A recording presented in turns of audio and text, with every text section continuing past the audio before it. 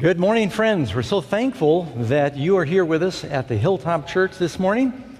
And those who are regular members here know that we're having a special Amazing Facts Summit weekend now, dealing with Revelation's final warning, talking about the three angel messages that go to the world immediately prior to Jesus coming. I want to also welcome any that are visiting. We've met people already from other states that have flown in for this event, and we always remember that we have the lion's share of the people worshiping with us and studying with us now are on television, watching on AFTV, on the Good News Channel, Facebook, YouTube. And it's not too late right now to send a little note to your friends and say, you'll want to tune in for the remainder of this series. If you have not heard the first few presentations, they have been outstanding. My name is Doug Batchelor. I'm blessed to be the senior pastor. Now they call them lead pastors. I like that name better. Senior starts to bother me as the years go by. But of the church here, and I'm looking forward to sharing with you the subject this morning, dealing with worship Him that made. Now, this is based upon the first angel's message you find in Revelation chapter 14, and we're going to put that up on the screen, and we'll be looking at that together. It says, "And then I saw another angel flying in the midst of heaven." This is Revelation chapter 14, verse 6. "Then I saw another angel flying in the midst of heaven, having the everlasting gospel to preach to those who dwell on the earth, to every nation, tribe, tongue, and people, saying with a loud voice," that's a megaphone. It actually means a megaphono. "Fear God and give glory to Him, for the hour of His judgment has come. And worship Him who made heaven and earth, the sea, and the springs of water." Many times in the Bible it makes it very clear that the God of the Bible is the Creator. He is the one who made. In fact, part of this message, worship God who made the heavens and the earth and the sea, that's an excerpt directly from the fourth commandment. It says we worship Him, and He's picked a special day to worship Him on the seventh day. And it says, "For in 6 days the Lord made the heaven and the earth and the sea." But that's not going to be the specific focus of my message this morning. I think many of us understand the Sabbath truth. I'm going to be talking about He is the one who made. Because right now, we're living in a world that is very different from 200 years ago, where the vast majority of people believed that God created. That belief is under attack. And now approximately 50% of the people in North America, and it varies from country to country around the world, no longer believe that God is the creator. They believe that things have slowly evolved. And that's a very dangerous belief because it affects whether or not you can worship Him appropriately. So we need to start at the beginning. We have a starting point here. You know, one of the keys to happiness is you need to know something about past, present, and future. You must know where you came from, what you are doing here, and where you are going in order for you to be secure and be happy. And this just forms your whole life view. I remember hearing about a boy that came into the living room. His mother was sitting on the couch and reading, and he had a very troubled look on his face. And she said, "What's going on?" He said, "Mom, is it true in the Bible that God made man from the dust?" "Well, yes." "And Mom, is it true that when you die, you turn back into dust?" She said, "Yes." He said, "I'm almost sure there's someone under my bed, and I don't know if they're coming or going." You need to know where you came from and where you're going.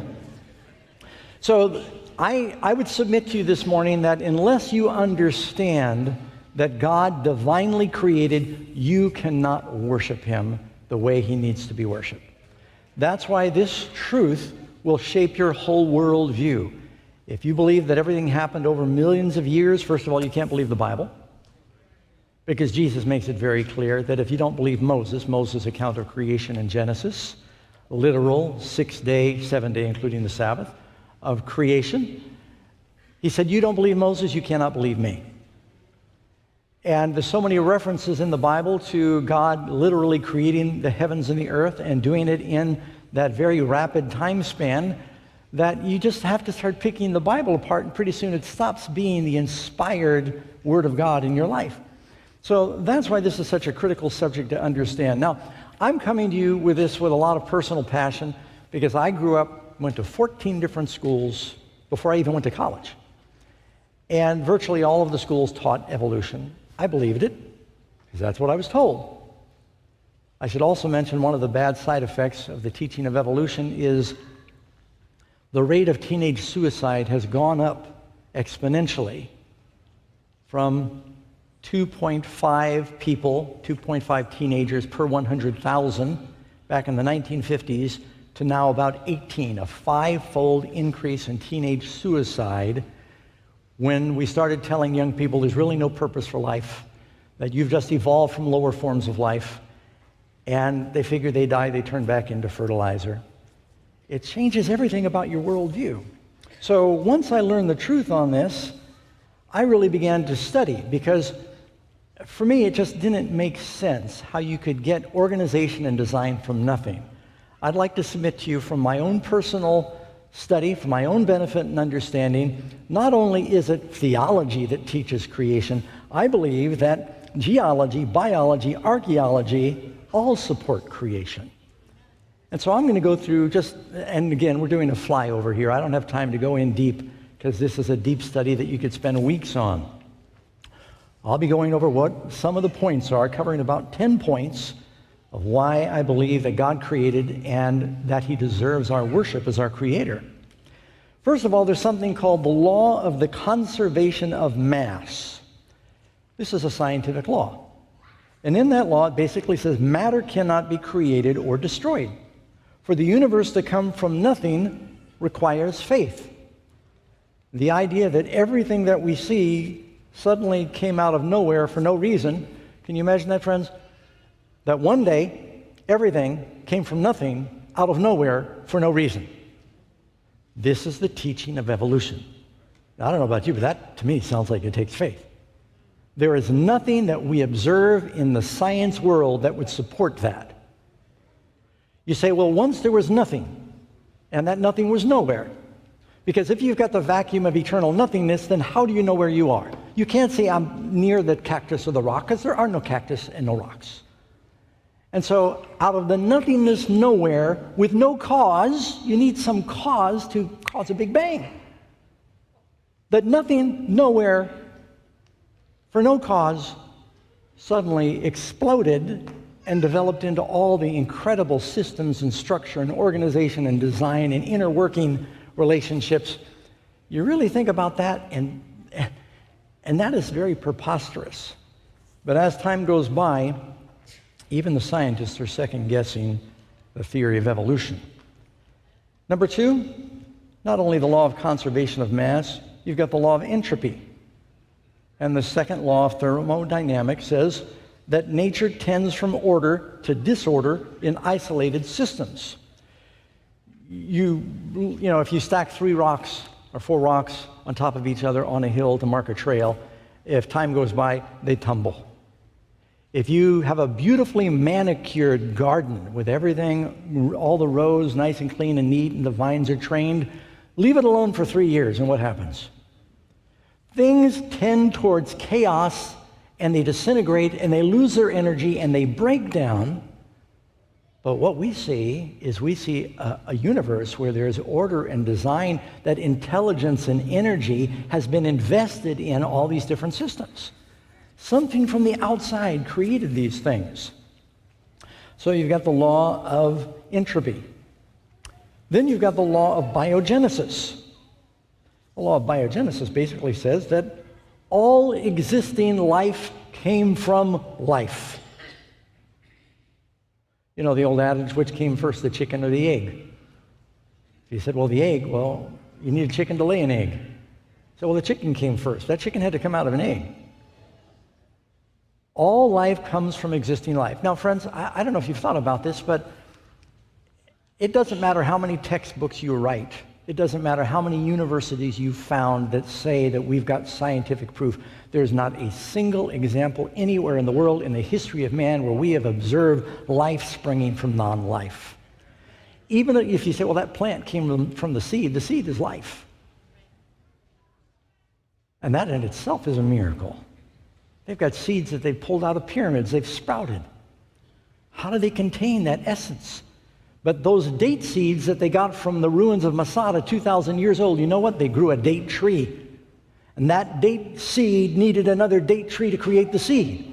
And it keeps on going back that way. So, the law of biogenesis makes it pretty clear.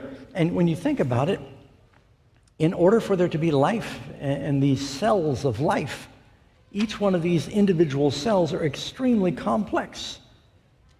You see, back in the days of Louis Pasteur and some of the early people who developed evolution, when they would look through a microscope and they would look at a cell, they saw a very simple object that seemed to have three components. You had the cell wall, and you had this like plasma, and then you have the nucleus. And so when you told them that life could develop spontaneous, they called it spontaneous generation. They actually believed that life could spontaneously just start.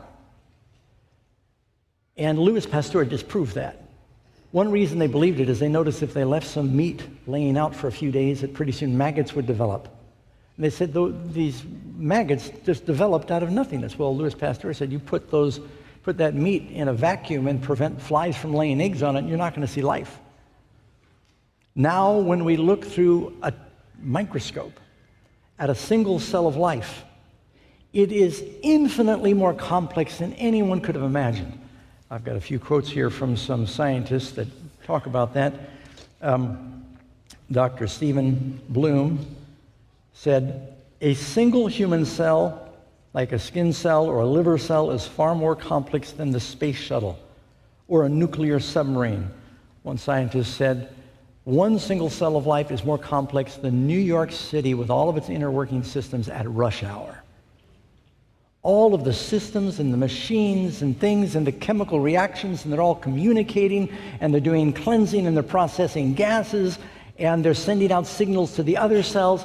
It is mind-boggling now. And that's why there's a crisis among a lot of evolutionists, because they realize while they defend evolution, they say there must have been some higher intelligence, because you know what they do? They've made a religion out of it.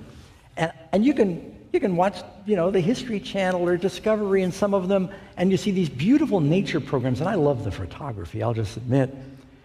And you'll hear the narrator say, isn't it wonderful, the genius of evolution that helped these creatures develop these attributes and features, and how, isn't it wonderful, the brilliance of Mother Nature, how smart she is. And I'm going, why are you saying evolution is a genius? Why are you saying Mother Nature is a genius? Why didn't you say God can't do that? Let me tell you what's at the foundation of the religion of evolution is we really only have two choices. Either there is a higher power that designed and made everything that is beyond our comprehension, or everything happened accidentally for no reason with no purpose, which is also beyond our comprehension.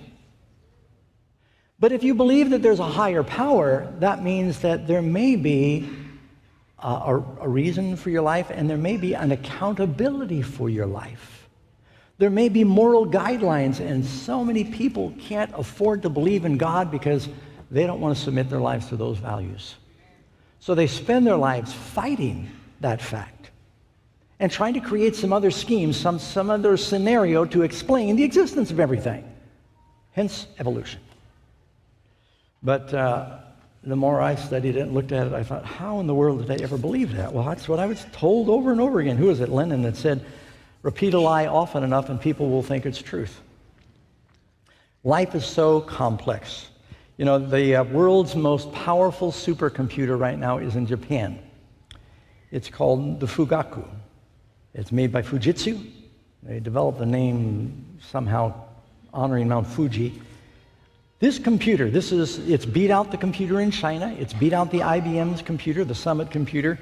This is as of December 2021. It broke all the records. It smashed the records. This computer can conduct more than 442 quadrillion calculations per second. It has 158,976 nodals and processors, and that's a picture of it there on the screen. that fit into 432 of these tower racks, 432 of them, using 26,000 kilowatts to power it. And do you know that that computer still has not reached the level of the artificial intelligence that can match the brain of a mouse? Do you know they spent approximately $1 billion building this computer, and they cannot replicate the intelligence of a mouse. And yet there are intelligent people that think that a mouse brain happened by accident. Can you see why I struggle with that? Let me see. I've got a little illustration here. I hope this goes okay. Alas, from the foliage, I have discovered something. So this used to be a pen, and it fell from my desk several times and developed aerodynamic design.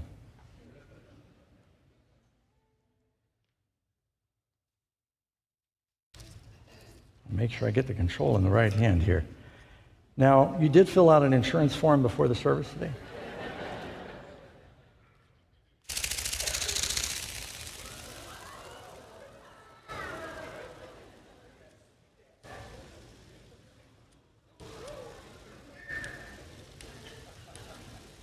You little birdie.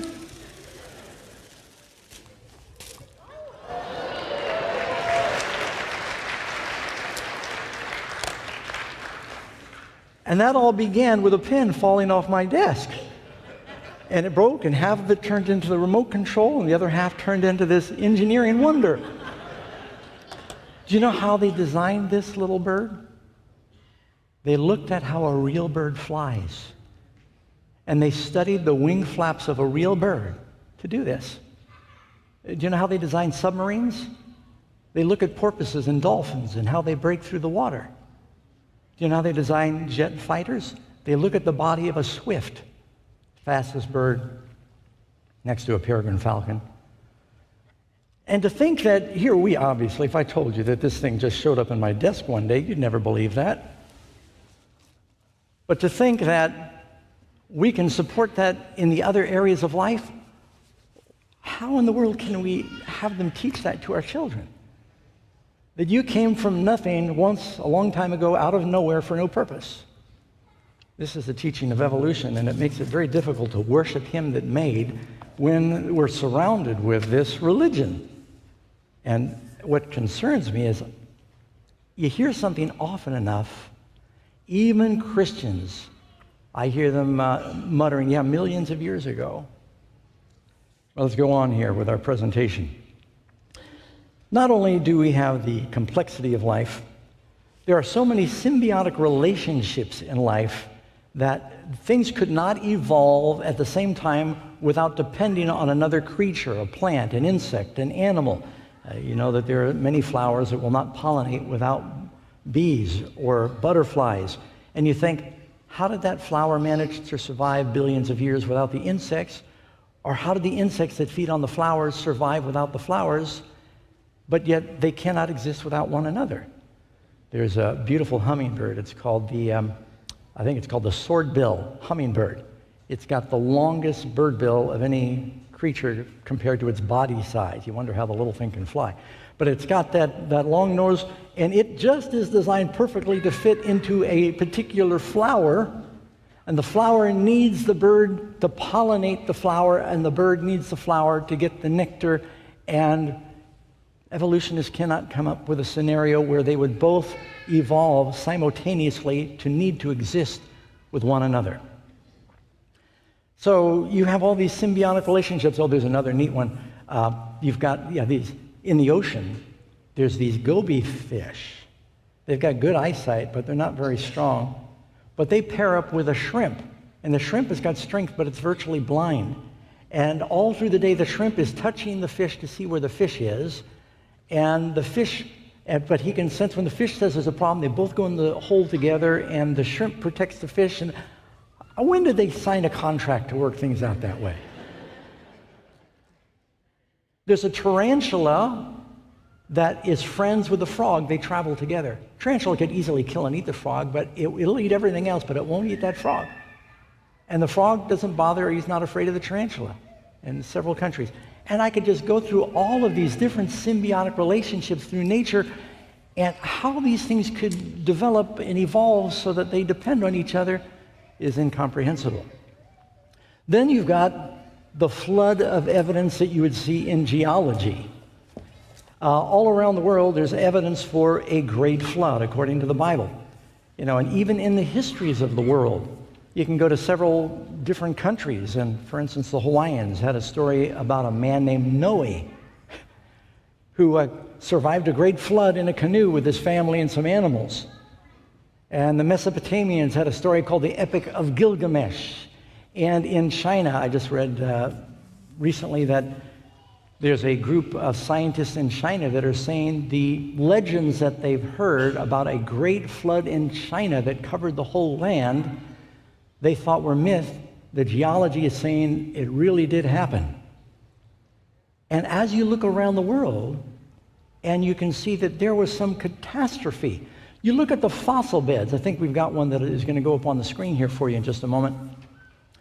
You can see from the evidence of these fossils where millions of animals died suddenly and were buried. You realize to make a fossil, if an animal dies and it just lays on the ground, it gets picked apart and eaten by scavengers and birds of carrion, and it decomposes. In order to have the fossils that they have, they need to die and then be buried very quickly by sediment or by ash, and that requires a catastrophe.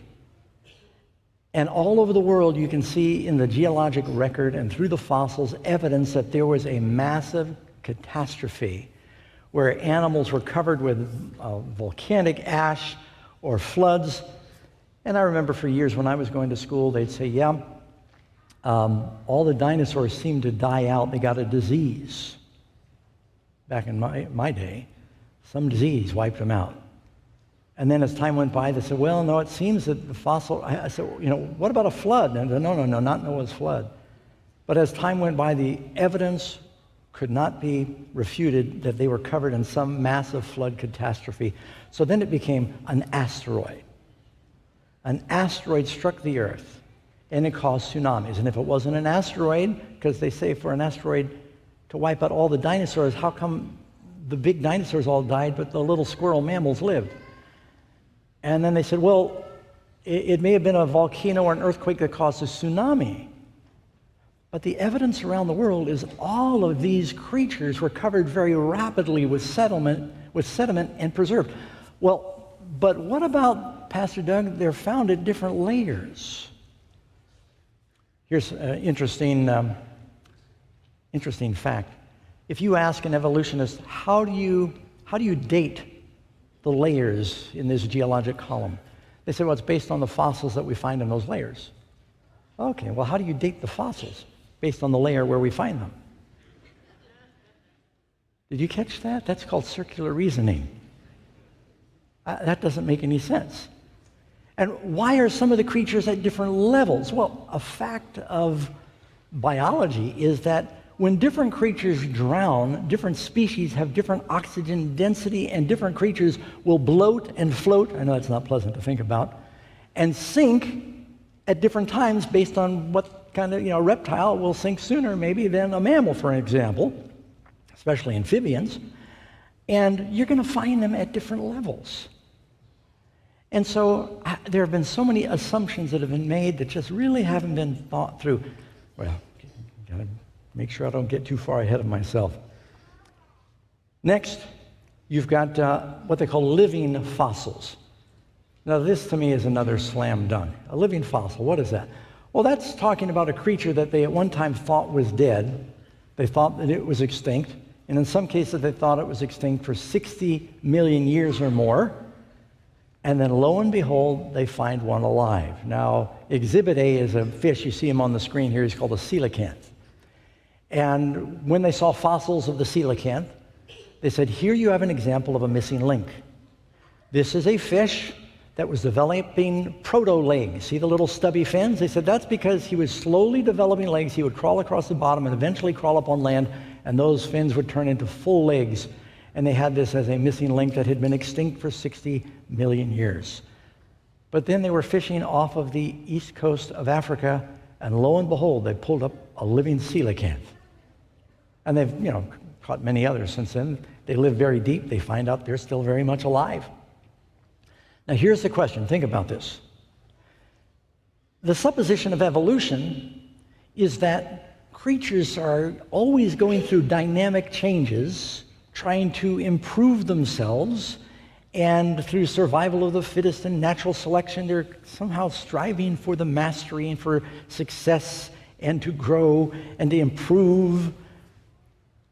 And so, as time goes by, the pencil continues to fall to the ground. It develops aerodynamic wings, and it's always trying to get better so it doesn't hurt so much when it hits the ground. Why is the coelacanth still crawling on those stubby legs after 60 million years? Why are the fossils identical? Another example of a living fossil is a horseshoe crab. Now, you don't have them here in California, but I remember back on the East Coast, we'd see them on the beach, and it is the creepiest creature in the world. Especially when they flip over and they got all their legs going like this and they're upside down in the water. But there you have a picture of a modern horseshoe crab. Now listen carefully. The one on the left is a fossil 500, nearly half a billion years old. 450, they're estimating, million years old. They haven't changed. The poor thing, they've got very primitive eyes. Why haven't its eyes gotten any better? If evolution is true, you would think it would be uniform across the board, that everything would be transitioning to get better. These guys got passed up. It's just not fair. In fact, the horseshoe crabs now are smaller than some of the fossils. Another example in this is, have you heard of the megalodon? When I grew up in New York City, I lived across the street from the Museum of Natural History, one of the most famous museums, if not the most famous in the world, maybe next to the Louvre, but as far as natural history museums. And my brother and I, you could go free. It was across the street, 81st Street, New York City. I used to walk across the street all the time and roam through that entire museum. And you heard about the movie they made called Night at the Museum? I was the kid that almost got locked into the museum at night, because I love roaming around the museum, and sometimes they'd be locking the place up and I'd still be looking. I wanted to be a paleontologist.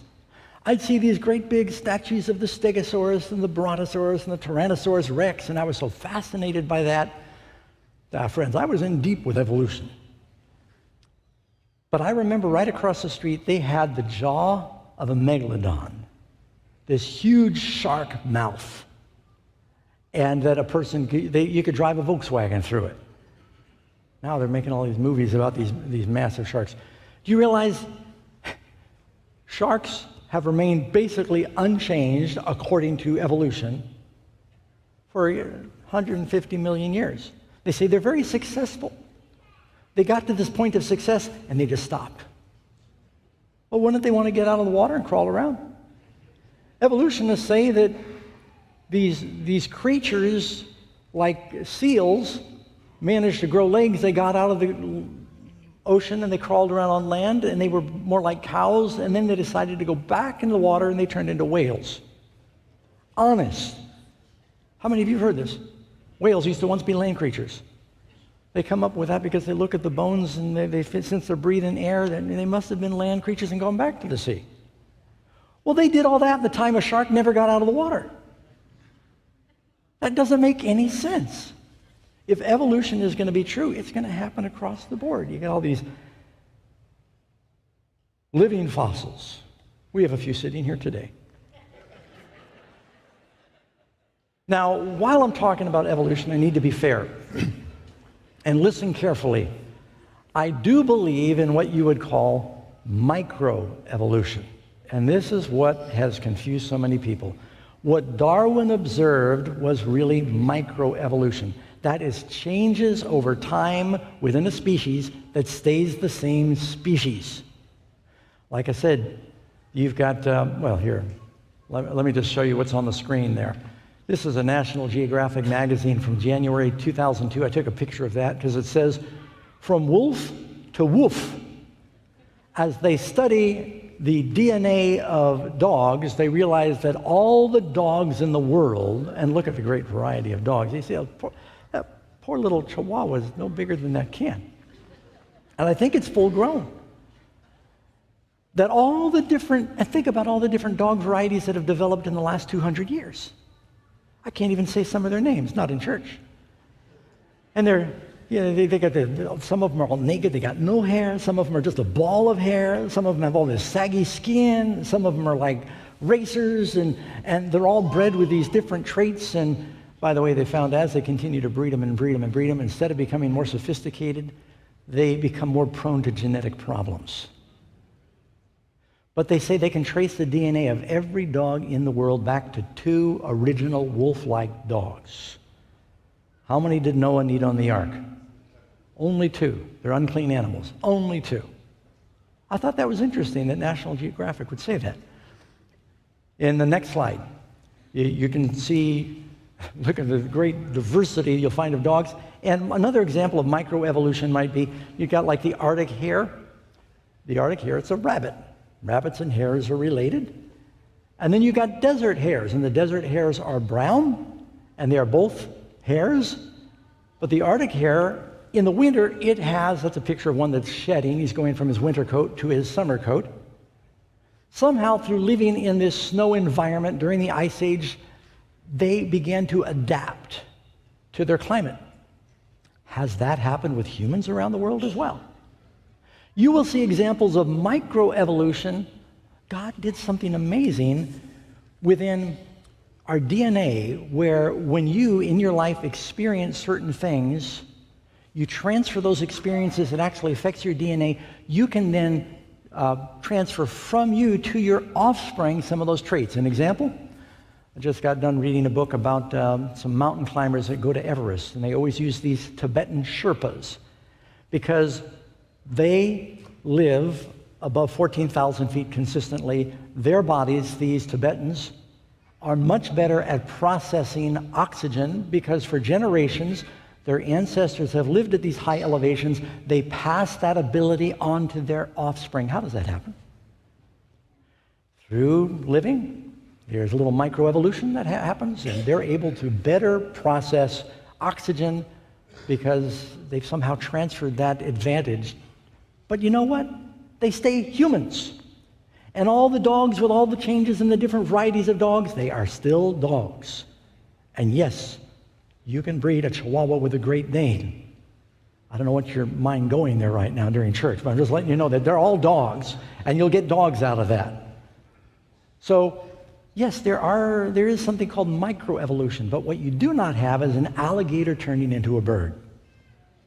There are no, and doesn't the Bible say God made each one after their kind? There is not a single case in known history of macroevolution where one species turns into another species. You can get doctors that will write all kinds of papers, but anyone can make anything up, but they haven't observed this happening. And yet evolution is not based on microevolution, it's based on macroevolution. That, you've got the squirrels turning into horses, and they're just totally different species. So, then you've got the missing links. Not only have we not observed the changing from species, the transitional forms are missing. Even Darwin admitted. He said, if evolution has happened from one kind into another kind, he says there's a terrible vacuum of these intermediary types. We call them the missing links.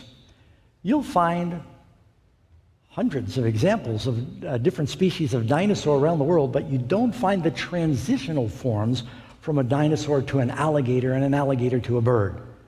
And they say dinosaurs are bird-like.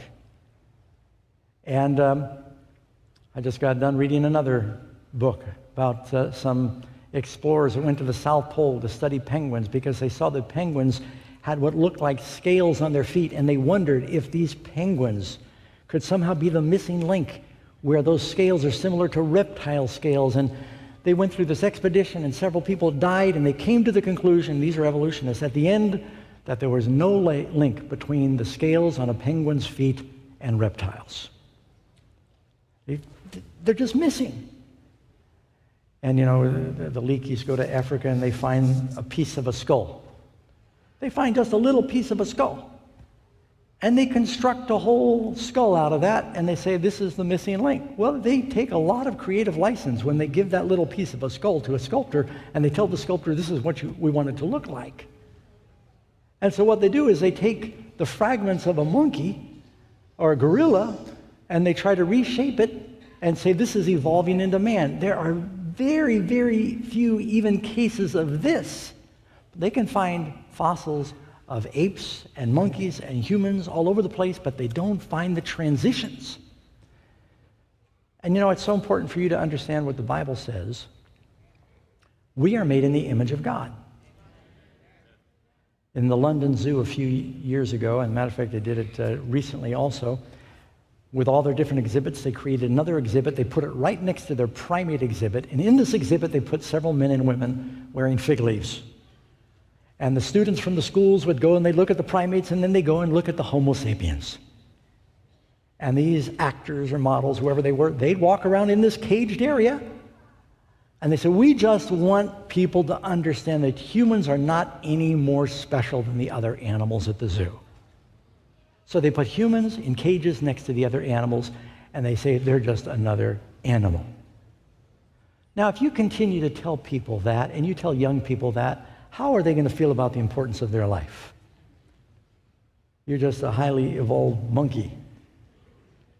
Now, you might think, well, Pastor Doug, oh, by the way, I know they find paintings inside caves, and they find evidence of cavemen out there in different parts of the world. And do you realize that there are still cavemen living in the world today?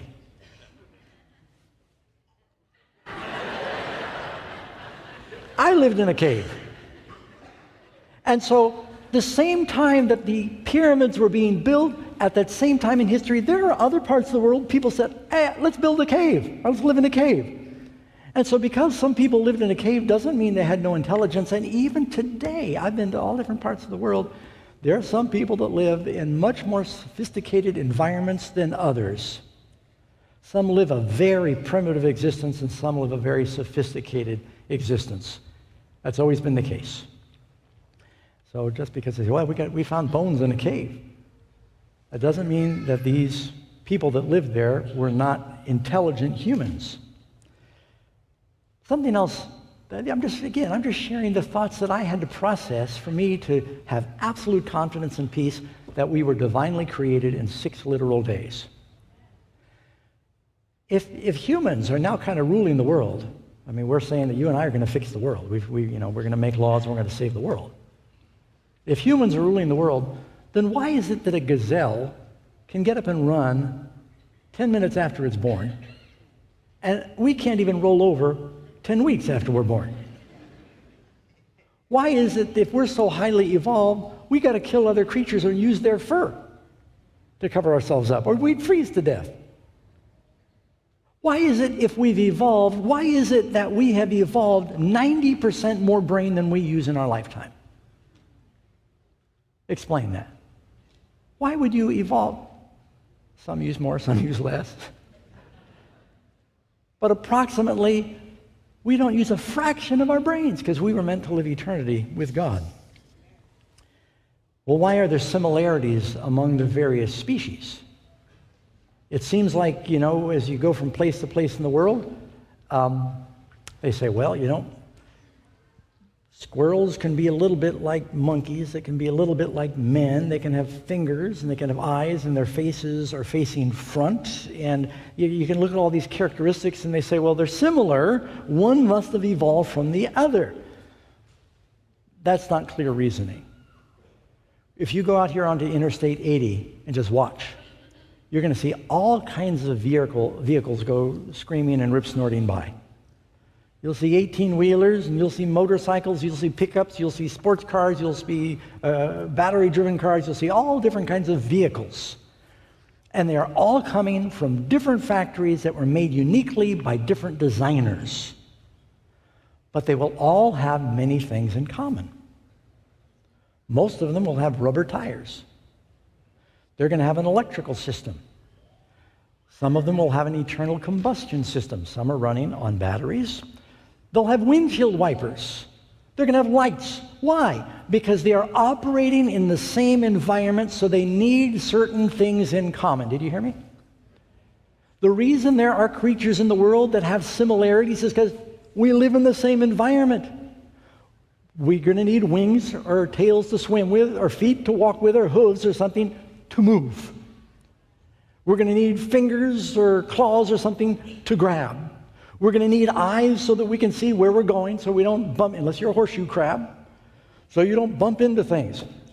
But to say that one must have come from the other and come from the other because you see similarities, we see no example of that happening anywhere in the world today.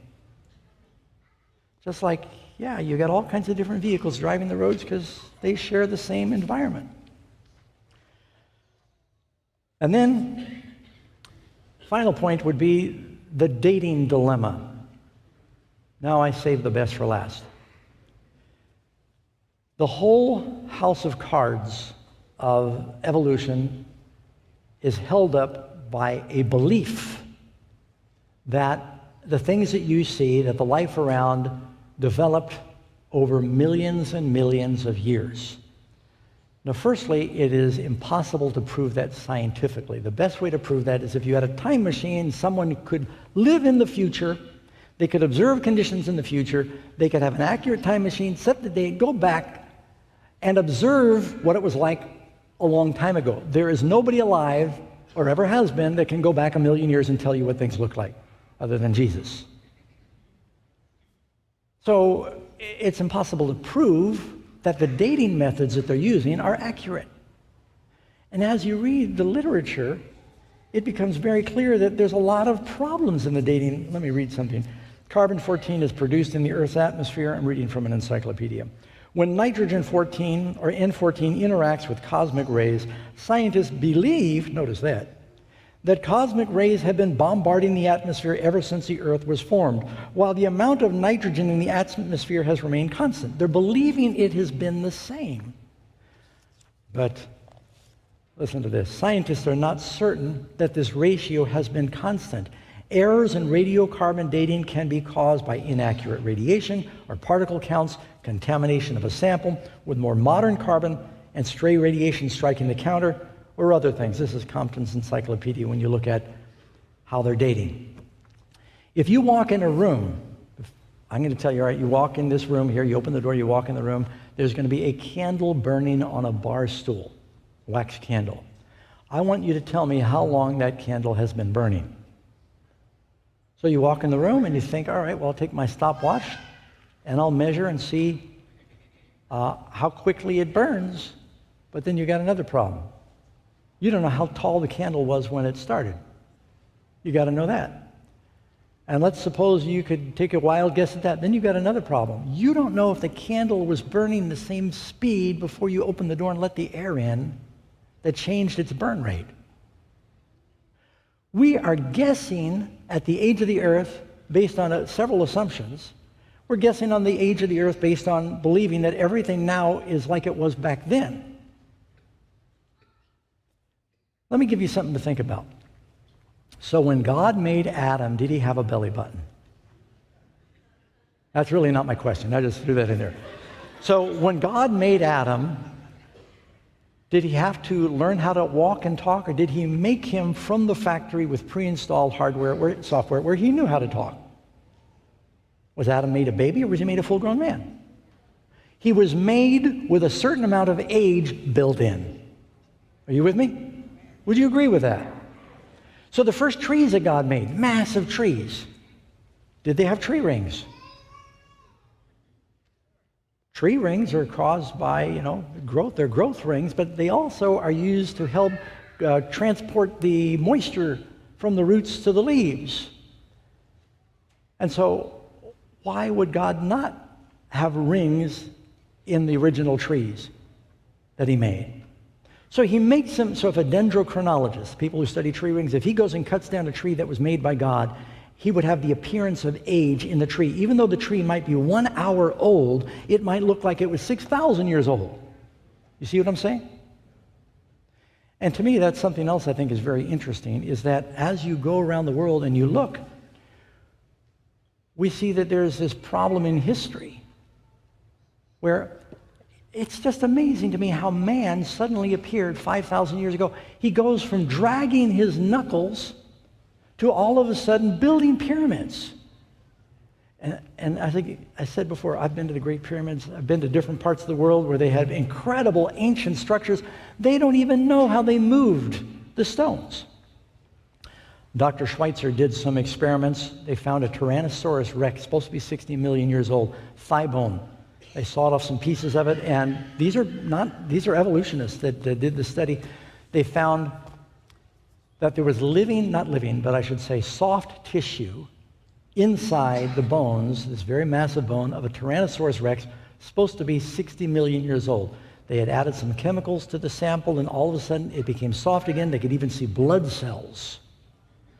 I don't know how you'd see anything after 1 million years, let alone see. You know how long 1 million years is? 60 million years, still soft tissue? Yeah, that stuff doesn't always make the headlines. You can look it up. You can see these are the actual pictures that they had. They published a study on it. They were mystified by this anomaly. Maybe things aren't as old as we thought. And you know, for me, and I wonder how I can say this appropriately in church, but sex. I said it. I always got everyone's attention, too, when you do that. If the original single simple cells of life reproduce by splitting, and then those split, and there's still cell replication that happens that way, why would it become necessary for species to have two separate genders? How did that happen? Can you picture the day where cells, they wanted to, start a family, and the cell would just split? You got two. And then all of a sudden, this cell says, I'm going to try something different. I'm going to bring you flowers. And you're going to give me a neck rub. And now we're going to, instead of just splitting, you can't reproduce without me. There is no scenario in evolution that explains that. That there needs to be the cooperation of, they talk about the genetic advantages of, mixing genes for stronger offspring, but they can't explain why that would be practical. And yet God made man in his image, that through an act of love and cooperation, that two become one flesh, and in their offspring, that child has the DNA and the genes of the two parents. They're living testimony that it's so beauty, and all of that is lost through these things. So, friends, I believe the evidence is clear. One other thing that I saw just a couple weeks ago, talking still about the dating dilemma, the woolly mastodons. They originally believed they all died out 10,000 years ago. You can look this up. I just saw a study in December. They said we were 50% off. They believe now that they have evidence from samples taken in the Yukon that they were alive 5,000 years ago, contemporaneous with man. And all they have to do is publish a new paper and say, I guess we were wrong. They'll publish papers about everything except admitting that in the beginning, God made the heaven and the earth. All through the Bible, it gives us those verses that God is the one who created. If we do not believe that, we cannot believe in Jesus. The Bible tells us to worship him that made. Another thing to consider. Right now, a lot of people in the world are worried that man is going to self-destruct. Humanity is going to destroy the planet. And they just had a big conference in Glasgow about how we can try and rescue the planet. But there's about 7.8 billion people in the world today, and population is still exploding. We've been to China, we've been to India, and it's amazing how many people are in the world. When you look at the rapid growth of population in the world, and I think I've got a chart of that, Karen, if you advance here a little bit. Yeah, there we go. You got the population problem. If you go back 500 years BC, and go to the next slide, Look at how the population of humans has just exploded from less than 1 billion to 7 billion. It took 5,000 years to get the first billion people in the world. Then it only took 30 years to get the second billion. It took about 15 years to get the third billion. I was alive when there were 3 billion, and now there's 7.9 billion. Oh, if it says million, that's a mistake. Sorry, it's supposed to be billion. Those are billions of people. And so if you go backwards, if you extrapolate backwards, look at how quickly man has proliferated on the planet during that time. You can't have man on the planet for 1 million years. We'd be spilling and falling off into space. You see what I'm saying? The Bible is very clear. God creates. And we can't believe that salvation is a result of evolution. Some people believe in salvation by works. That's kind of like evolution. I'm going to work my way to God, little by little. But salvation believes in a God that can create instantly through His Word. The Bible tells us that God said, "Let there be light," and there was light. And as a result of that, that's Genesis 1, verse 3, light happened. God spoke, the Bible says, and it was done. Now, do you believe that you've got to evolve your way into being a Christian? Or do you believe that through faith in His Word, a miracle of creation can take place and you can become a new creature? This is the point that I have been driving through the whole message, is that it is crucial for us to understand that He made miraculously, instantaneously by His Word, or you will not believe He can do that in your life, in your heart. God can, through His Word, transform you instantly. Now, there may be growth and sanctification, but the new heart and the new birth can happen immediately. Like that thief on the cross who was hanging next to Jesus. And he said, "Lord, remember me when you come into your kingdom." And Jesus said, "Verily I am saying to you today, you will be with me in paradise." That man experienced a miracle of new creation. He, by faith, accepted the word of the Lord, and a new creation took place. Even hanging there on the cross, he got a new heart. And God can still do that today. Through the power of His Word, He can miraculously transform you. Now, friends, I realize we're living in a world that is struggling with this truth. Look at Hebrews chapter 1, verse 11.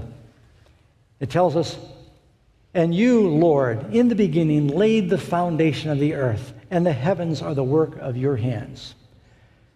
First angel's message: worship Him that made the heavens and the earth and the sea and the fountains of waters. If you understand that He is the creator of all things and that He made you in His own image, you don't have to believe in that it took millions of years for all these things to happen. "Oh, but Pastor Doug, we know the speed of light, and it's taking so long for the light of those stars to reach the earth. How could He have created these stars or these things 6,000 or a few thousand years ago?" What did I say? Can God create things with a certain amount of age built in? When God makes a star, can God make a star with a light already en route for you to see at the same time? Sure He can. So many problems that evolutionists are having with the Scripture is doubting the power of God. Friends, there's a lot of mysteries we don't understand, I'll admit.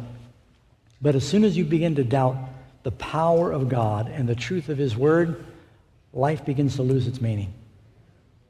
You are divinely made in His image, and He has a special plan for your life. God wants you to be recreated. I believe there are some who are watching, some who are listening, and your whole worldview has been sent off track because you've been listening to those voices that say we've slowly evolved from primeval ooze and from lower forms of life, and a lot of people are acting like animals because they're being told all their lives that they are nothing more than animals. But you are made in the image of God, and He is offering you His Holy Spirit to guide you. We are noble, dignified, miraculous creatures. David said we are fearfully and wonderfully made. And unless we understand and believe that, your whole worldview is going to be tainted. So I would appeal to you, friends, to believe that first angel's message and worship him that may. Can you say amen? We're going to sing about that. One of the great hymns of the church, I Sing the Mighty Power of God. And there's 3 verses. I'd like to invite you to stand. I think John's going to come out and help us. This is 88 in your hymnals, but I believe we're going to have the words on the screen.